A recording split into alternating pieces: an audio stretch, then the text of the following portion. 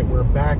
This is Kevin and Joe McGonigal with Around the Block. Today it's on the highway, making our way up North Jersey, and had a few minutes here, and was recently reminded of an old program that we used to do. Great manufacturer used to do a program called Through the Eyes of the Patient.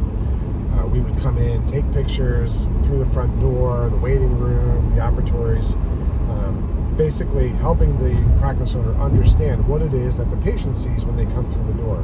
Knowing that a lot of practice owners come in every day through the back door and kind of become blind to the things that are obvious to everybody else that comes in. So with that in mind, we thought this would be a good exercise for you to start looking at your practice through the eyes of a prospective buyer. What are the things that are going to jump out to them when they come in the front door, when they start looking through the financials and kind of evaluating everything that goes on in the practice? So today we'll touch on some of those things. Joe, what do you think stands out for you in terms of facility? Yeah, facility I think is one of the big buckets, and I actually think it's very similar to the equipment program where you would look through the eyes of the patient. I would encourage practice owners, walk through your practice and walk through the front door, through the parking lot, and really just survey the practice and think, okay, if I was a prospective buyer, this is the first thing I would change or something. Yeah, and listen, I don't think that we're suggesting you have to overhaul anything or make some huge investment, right before a practice sale.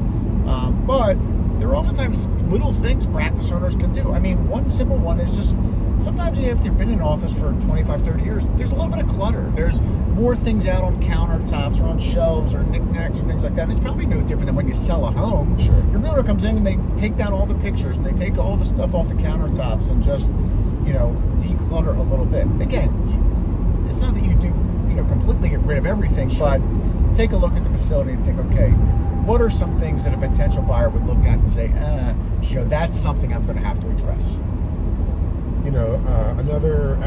After you get past that, then you start to get in a little bit deeper and start looking at the financials of the practice.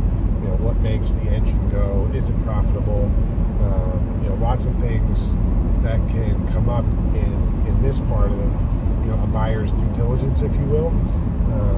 What helps a practice hold on to the value when we get to this point? I really think this could be summed up in almost one sentence. I think clear, clean, easy to evaluate data. So that's a profit and loss statement that's well organized. That's practice management reports that are clear and reconcile to a profit and loss. So if you have a profit and loss statement that says you collected $800,000, but a production collection report that says you collected $875,000, there's a discrepancy there, and buyers are going to start to ask questions.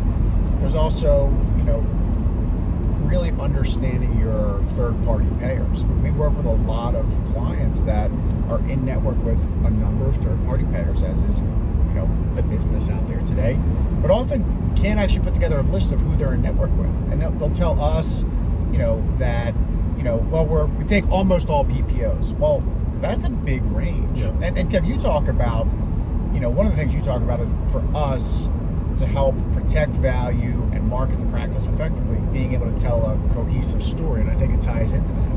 And I think sometimes, when we first meet a practice owner and we start to go through this exercise, it sometimes feels like this is the first time in a long time where they have taken a look at their own practice. And I think that's what we're saying here today is it's easy to get ahead of this and kind of start this process. We spend a lot of time talking about transition planning, and this is part of what that is. It's just stepping back a little bit, starting to evaluate your business.